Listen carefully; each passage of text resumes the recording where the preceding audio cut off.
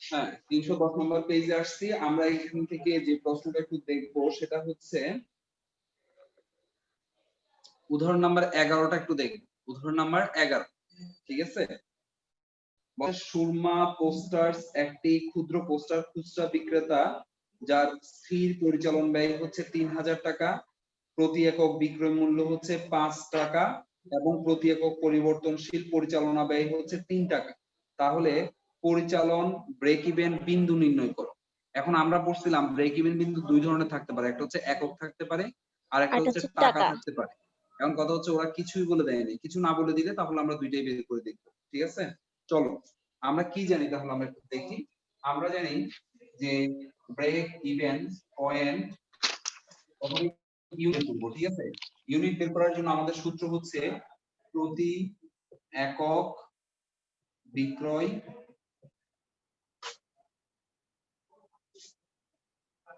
হ্যাঁ আমাদের সূত্র হচ্ছে স্থির ব্যয়,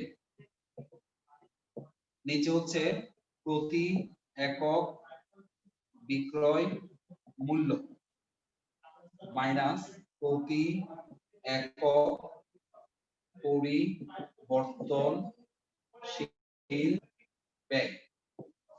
তাহলে আমাদেরকে প্রশ্ন দেয়া আছে স্থির ব্যয় কত দেয়া আছে? 3000 টাকা, তাই না? স্থির ব্যয় দেয়া আছে 3000 টাকা, প্রতি একক বিক্রয় মূল্য কত টাকা দেয়া আছে? 5 টাকা। 5 টাকা আর পরিবর্তনশীল ব্যয় দেয়া আছে 3 টাকা। তাহলে এখান থেকে বাদ দিলে হচ্ছে 2 দিয়ে ভাগ করলে হচ্ছে 1500। তাহলে আমাদের যে টাকাটা আসছে সেটা হচ্ছে 1500 একক আসছে। এটা হচ্ছে বিইপি মানে হচ্ছে ব্রেক ইভেন পয়েন্ট ইউনিট আসছে, ইউনিটের মান। এবার আসেন ব্রেক ইভেন পয়েন্ট টাকার মান বের করব। টাকার মান বের করার জন্য এটা মানে কত উৎপাদন করছে এটা না? এটা মানে কত উৎপাদন করছে সেটা না, এটার মানে হচ্ছে যে এই 1500 প্রোডাক্ট উৎপাদন করলে ওই কোম্পানির কোনো ধরনের প্রফিটও থাকবে না, কোনো ধরনের লসও থাকবে না, এটার জন্য। জি স্যার এটাই বলতেছি। হ্যাঁ তাহলে দেখো এখানে আমাদের সূত্রটা কি দাঁড়াচ্ছে? সূত্রটা দাঁড়াচ্ছে এরকম, প্রতি একক বিক্রয় মূল্য। এই সূত্রটা আমরা 3 নাম্বার সূত্রে পড়ছিলাম। তাহলে হচ্ছে 1500 একক বের করলাম, প্রতি একক বিক্রয় মূল্য হচ্ছে 5 টাকা। তাহলে হচ্ছে 5 15 45 4500 টাকা, সরি 5 15 না 5 15 75 7500 টাকা।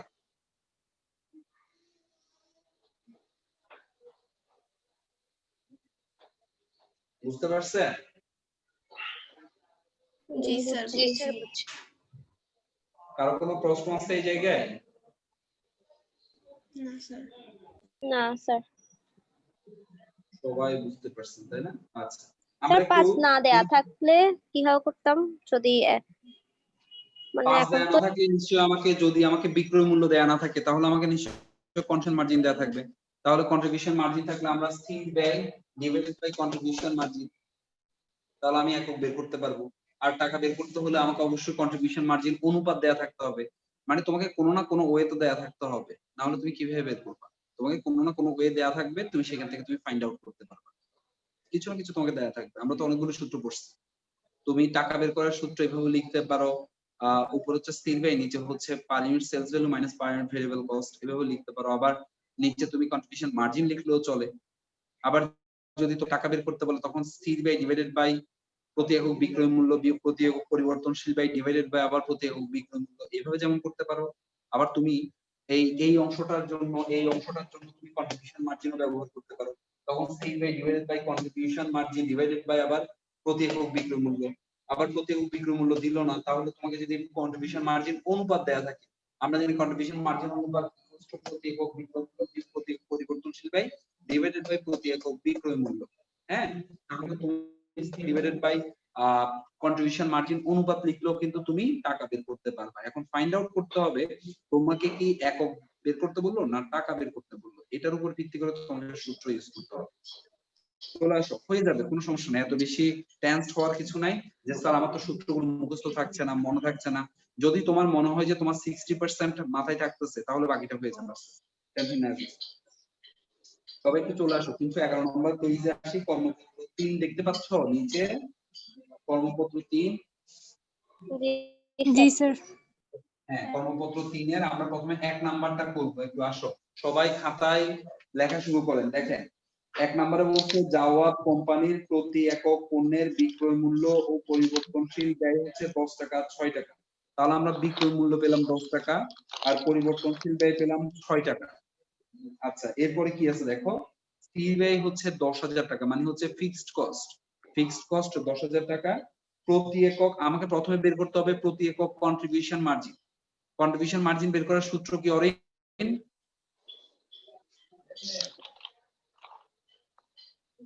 স্যার প্রতি একক বিক্রয় মূল্য থেকে না, তারপর মানে ক্রয় মূল্য বিয়োগ করলে যেটা থাকবে এটা। ক্রয় মূল্য না রে বাবা, ক্রয় মূল্য না, মানে প্রতি পরিবর্তনশীল ব্যয়। একক, হ্যাঁ পরিবর্তনশীল। পরিবর্তনশীল ব্যয় প্রতি একক বিক্রয় মূল্য বিয়োগ প্রতি একক পরিবর্তনশীল ব্যয় ইকুয়ালস টু কন্ট্রিবিউশন মার্জিন। তাহলে কন্ট্রিবিউশন মার্জিন বের করি আমরা। প্রতি একক বিক্রয় মূল্য হচ্ছে আমাদের কত? 10 টাকা। আর প্রতি একক পরিচালন ব্যয় হচ্ছে 6 টাকা। তাহলে বিয়োগ করলে 4 টাকা হচ্ছে আমাদের কন্ট্রিবিউশন মার্জিন বের হইছে। করেন করেন, দ্রুত করেন। এরপর কন্ট্রিবিউশন মার্জিন অনুপাত বের করেন। কন্ট্রিবিউশন মার্জিন অনুপাত, আসেন প্রথমে সিএম বের করি। সিএম বের করার সূত্র হচ্ছে আমাদের per unit sales value minus per unit variable cost. তাহলে আমাদের 10 টাকা বিয়োগ 6 টাকা ইকুয়ালস টু 4 টাকা। তারপর আমাদেরকে বের করতে বলছে কন্ট্রিবিউশন মার্জিন অনুপাত রেশিও ইকুয়ালস টু, উপরে হচ্ছে per unit sales value minus per unit variable cost divided by per unit sales value. তাহলে আমরা 0.4 না, মাইনাস 6 টাকা ডিভাইডেড বাই 10 টাকা কত আসে? 0.4। 0.4। জি স্যার। আচ্ছা আসলো। এরপর আমাদেরকে বলছে কন্ট্রিবিউশন ব্রেক ইভেন পয়েন্ট টাকা বের করার জন্য। তাহলে আসেন ব্রেক ইভেন পয়েন্ট ভালো করে খেয়াল করেন। আমরা এখানের মধ্যে কয়েক প্রকারের সূত্র ব্যবহার করতে পারবো। আমরা ব্যবহার করতে পারবো এই ধরনের per unit sales value minus per unit variable cost divided by per unit sales value, এই সূত্রটাও ব্যবহার করতে পারবো। অথবা আমরা fixed cost divided by CM divided by per unit sales value ব্যবহার করতে পারবো। আবার আমরা এটাও ব্যবহার করতে পারবো fixed cost divided by CM ratio. দেখেন তো বুঝছেন কিনা? তোমাকে যেটা এখানে সেটা ব্যবহার করতে পারবে, বিকজ তোমার কাছে সবকিছুই আছে। আমি 3টা সূত্র বললাম, 3টা সূত্র কি বুঝা গেছে? জি স্যার। কে বুঝলো নাই যে স্যার আমি বুঝি নাই? বলো, আমি বুঝিয়ে দিব। আমি বললাম এখানে এই বিইপি এটা কিসের সূত্র? টাকার সূত্র।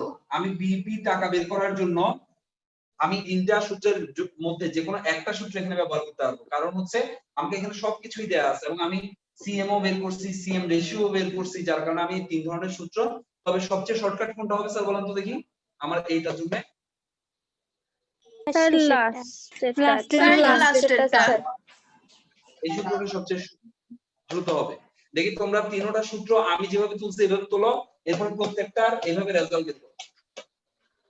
রেজাল্ট বের করো প্রত্যেকটা ক্যালকুলেশন করে 3টার মান 3 ভাবে বসাবা, এরপর রেজাল্ট বের করো। দেখো 3টার রেজাল্ট একই আসে। 3টা সূত্র দিয়ে করব?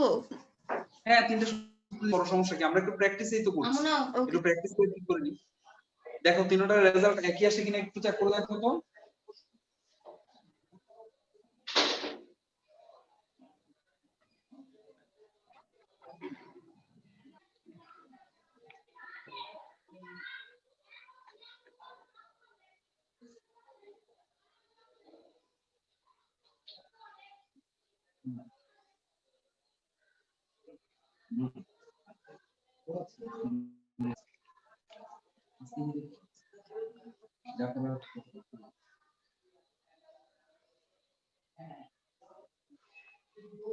কিরে হচ্ছে স্যার?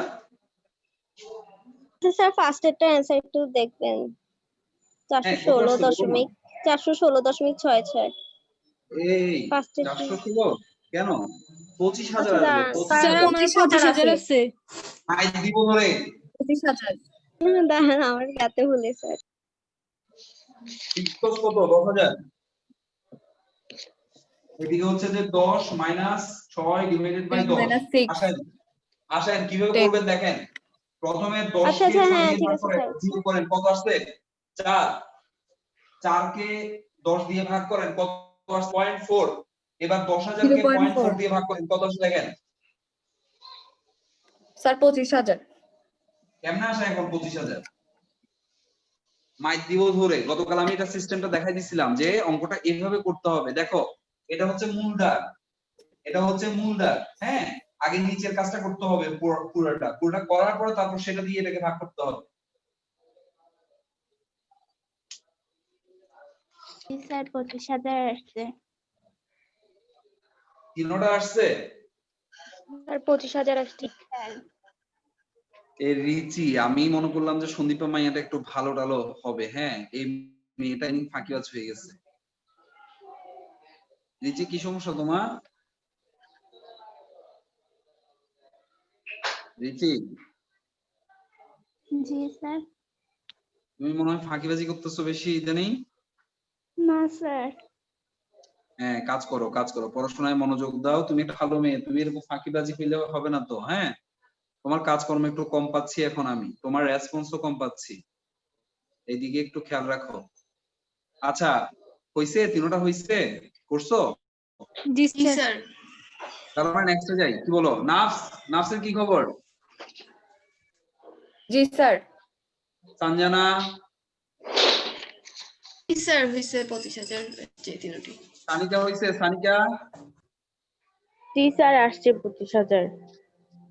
আচ্ছা ওইদিন কলেজ গেটের স্যার সামনে কার আমি কি সাথে দোষ দেখা হয়েছে? করছি, আমার থেকে জিজ্ঞেস করেন।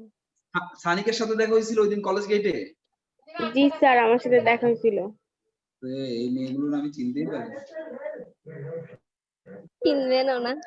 স্যার আপনারা ওদিকে চিনবেন সানিকে না। কম আসছে আমাদের তুলনায়, ও মনে হয় একদিন নাকি 2 দিন গেছে, এর জন্য সানিকাকে চিনেন চিনতে নাই। পারছিলাম না তো। সানিকা ওকে তো চিনতে পারছি দেখানো না। নাই। স্যার আমি আর আপনাকে ওর 2 দিন চোখটা দেখছি, বাট দেখা আপনি যাচ্ছিল আমাকে না তো, একদিনও চিনার কোনো উপায় দেখেননি। নেই। দেখছেন চিনার বাট কোনো- চিনেননি। কাকে কাকে? স্যার সানিকা আমাকে। কে? ও স্যার সঞ্জনা।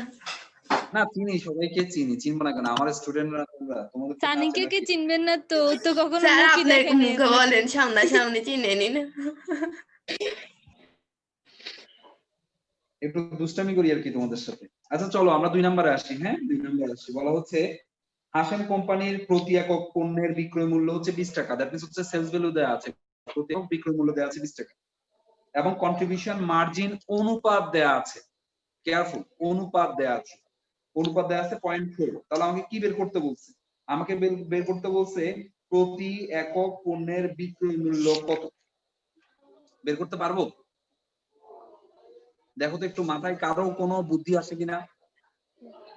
স্যার 2 নাম্বারটা করাচ্ছেন না স্যার? এটা তো স্যার পরিবর্তনশীল পরিবর্তনশীল ব্যয়। ব্যয় চাইছে। ও আচ্ছা আচ্ছা আচ্ছা, আমি 3 নাম্বার আপনি চলে 3 গেছি। না 2 নাম্বার নাম্বার দেখো, বলছেন। কোম্পানির প্রতি একক পণ্যের বিক্রয় মূল্য হচ্ছে 20 টাকা, কন্ট্রিবিউশন মার্জিন হচ্ছে 0.6। তাহলে পরিবর্তনশীল ব্যয় বের করতে হবে। কেউ পারো কিনা? মাথায় কোনো আইডিয়া আসে কিনা বলো তো?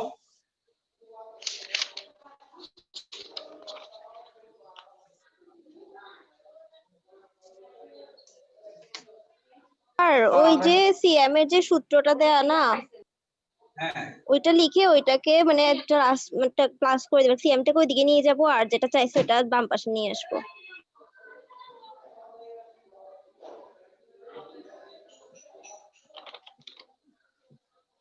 হবে।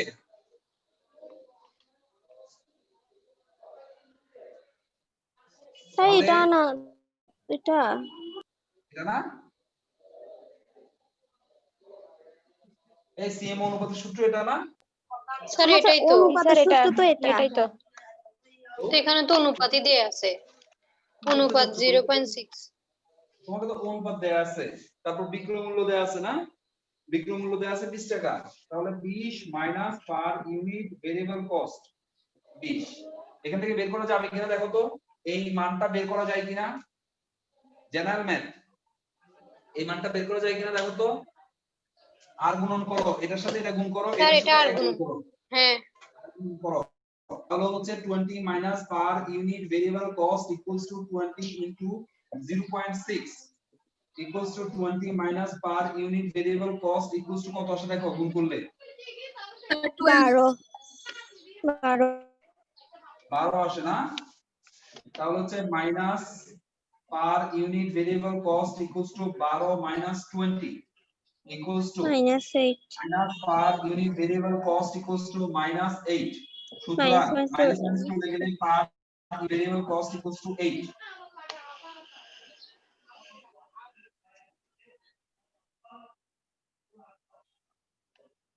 ওরে মাথার মধ্যে কি ঘুরতেছে খানা দানা খাও নাই মনে হয় স্যার বুঝতেছি না মানে আপনি করে দিতে পারি আমি পারতেছি না এটা থেকে তৃতীয় অধ্যায় আরো সহজ ছিল তাই না স্যার এটা অনেক ঘোরানো প্র্যাকটিস করতে লাগতেছে হবে মানে এক এক রকম অনেক ম্যাথ ঘোরানো করতে হবে পেঁচানো সূত্রগুলো দেখো আমি আবারও বলছি সূত্রগুলো তোমরা মাত্র গতকাল দেখছো এত বেশি অধৈর্য হয়ে যাচ্ছ কেন এত বেশি অধৈর্য হওয়ার কিছু নাই মানে একদম তুমি দাঁত তুমি পারতেছি না তো। পারবা না এটা স্বাভাবিক তুমি পারবা না এটা স্বাভাবিক তুমি পারলে এটা ছিল অস্বাভাবিক তুমি পারবা না বিদায় তো আমার কাজ এখানের মধ্যে আমি তোমাকে হেল্প করছি তাই না এত অধৈর্য হয়ে যাচ্ছ কেন তুমি পারবা না সেটা স্বাভাবিক তুমি আস্তে আস্তে আপগ্রেড করবা আমি দেখাই দিচ্ছি তো এত অধৈর্য হয়ে যাওয়ার কিছু নাই দেখো পারবা অবশ্যই পারবা হ্যাঁ এই যে সূত্রগুলো আস্তে আস্তে যতটুকু কাভার আপ করছো একদিনে অনেক বেশি কিছু অন্তত সূত্রগুলো চিনতে পারতেছো সূত্র বুঝতে পারতেছো ইটস ওকে কোনো সমস্যা নাই এত বেশি পরিমাণে ডেসপারেট হয়ে যাওয়ার কিছু নাই আস্তে আস্তে হয়ে যাবে ঠিক আছে তোমাদের পারফরম্যান্স অনেক স্যাটিসফ্যাক্টরি দেখো ক্লিয়ার এটা বুঝছো জি স্যার না স্যার তুলি নাই জি স্যার বুঝছি 3 নাম্বারটা করেন হারি আপ 3 নাম্বারটা একই অঙ্ক জাস্ট 3 নাম্বারে আপনাকে সেলস ভ্যালু বের করতে হবে পার ইউনিট ভেরিয়েবল কস্ট দেয়া আছে জাস্ট একই করো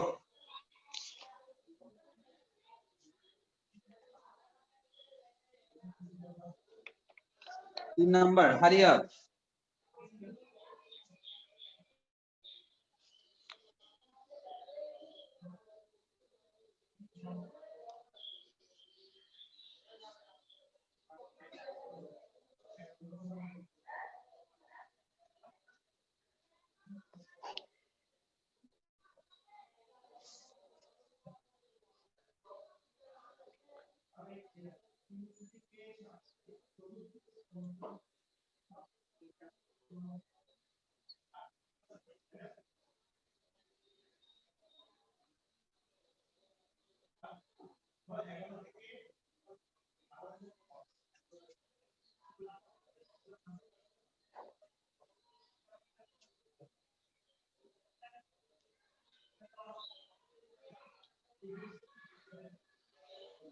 এই অরিন আমাদের ক্লাসে কে কে অ্যাবসেন্ট আছে এখন রেগুলারিটি থেকে কে কে অ্যাবসেন্ট এখন স্যার এখন একটা মনে হয় কিয়া স্যার এখানে তো দুই জায়গায় মানে প্রতি একক ক্রয় মূল্যটা নাই এখন দুই এই জায়গায় নাই মাইয়াটা সারাদিন ক্রয় মূল্য নিয়ে পড়ে আছে ক্রয় মূল্য না প্রতি একক পরিবর্তনশীল ক্রয় দেয় স্যার মূল্য বিক্রম হ্যাঁ স্যার এদিকে তো দুই জায়গায় দেওয়া আছে নিচে এখানে তো দুই স্যার জায়গায় একটু করে দেওয়া নাই। দেখান তো পাচ্ছি না স্যার এটা একটু করে দেখেন না স্যার এখানে এটা প্রবলেম মনে হচ্ছে দুই জায়গায় নাই দুই সেটের থেকে পিইউএসবি টা বাদ যাবে না স্যার দেখো গর্ধব দূর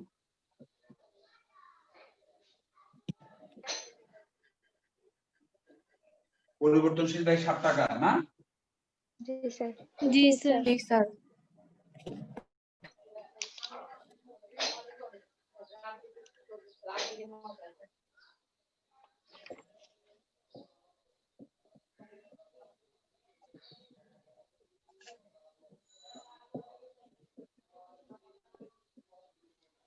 পার ইউনিট সেলস ভ্যালু কে এই পাশে আনলে per unit sales value equals to -7 এবার আসো per unit sales value common নি এটা থেকে আর এটা থেকে যদি per unit sales value common নি তাহলে হচ্ছে 5 - 1 = -7 এবার আসো পার ইউনিট সেলস ভ্যালু 0.5 থেকে -1 মাইনাস করলে তাহলে আমরা যেটা পাবো সেটা হচ্ছে মাইনাস ঠিক আছে দেখো তো একটু এতটুকু ঠিক আছে জি স্যার -0.5 এবার আসো পার ইউনিট সেলস ভ্যালু -7 -0.5 সুতরাং ভাগ করো পার মাইনাস মাইনাস চলে যাবে 14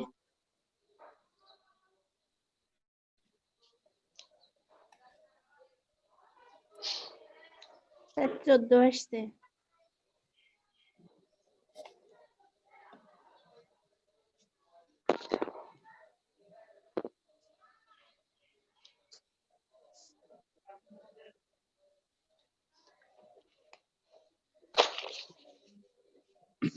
ক্লিয়ার?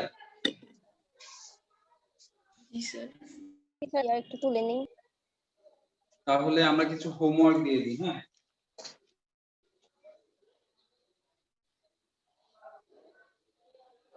শনিবারে দেখি, শনিবারে হয়তোবা মানে হচ্ছে যে এটা যদি পারি, হ্যাঁ, যদি কম্বাইন্ড ক্লাস নিয়ে আরো কিছু টাকায় নিয়ে যেতে পারি তাহলে করা যাবে। স্যার আপনি একটু সাইডে দাঁড়ান।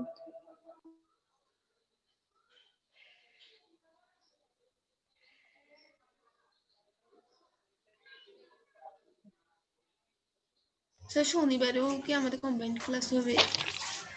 জানি না, হতে পারে নাও হতে পারে, দেখা যাক। যদি স্যার কিনতে ক্লাস তাহলে হবে আর কি। সেটাই, এমনি আজকে টাকা স্যার পয়সা কিনতে পারে সব নাই তো ক্লাস। কিনতে কিনতে টাকা পয়সা সব চলে যাচ্ছে। স্যার আমাদের ব্রেক সহ কিনে ফেলে। বেশি ভালো। স্যার তাহলে 9 কে কত দিচ্ছেন আপনি? থাক না এগুলো, বাদ দাও। পার্টি দিয়ে দিছে আর কি। স্যার বিনামূল্যে কিনছে।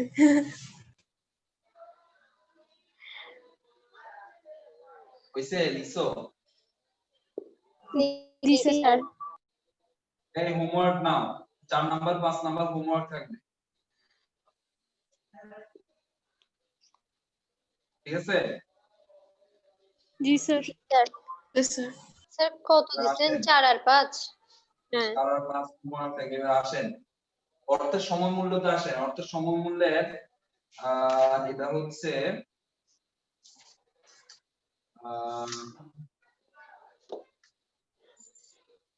MCQ 208 number page.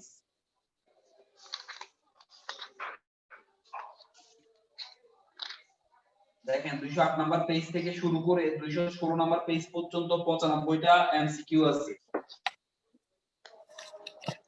ঠিক আছে? 208 তো নেই। হ্যাঁ স্যার। তোমাদের কাজ হবে এই 95টা এমসিকিউ প্রথমে নিজে নিজে দাগাবা পেন্সিল দিয়ে। পেন্সিল দিয়ে দাগানোর Okay, পরে এরপরে দেখো 216 নাম্বার পেজে এসে এগুলোর সঠিক আনসার দেওয়া আছে, আনসার শিট দেওয়া আছে, ওর সাথে ম্যাচিং করবা। ম্যাচিং করে যেই নৈর্ব্যক্তিক গুলো ভুল হবে সেগুলো অ্যাগেইন পড়বা, যে কি কারণে ভুল হলো সেটা অ্যাগেইন পড়বা। পড়ার পরেও যদি কোনো কনফিউশন থাকে সেটা আমাকে নেক্সট ক্লাসে বলবা, যে স্যার এই নৈর্ব্যক্তিকটাতে আমার মনে হচ্ছে এই ধরনের, ওরা আনসার দিচ্ছে এই ধরনের, কি রকম হবে। আমি কি বুঝাতে পারলাম? জি স্যার। জি স্যার। জি আর স্যার আর আরেকটু স্যার। পড়া দিব। স্যার থাক আরো আর দিবেন? দিবেন না। আর দিয়েন না। দরকার নাই স্যার, আর প্রয়োজন নাই স্যার, এগুলাই থাকুক। এটুকুই অনেক।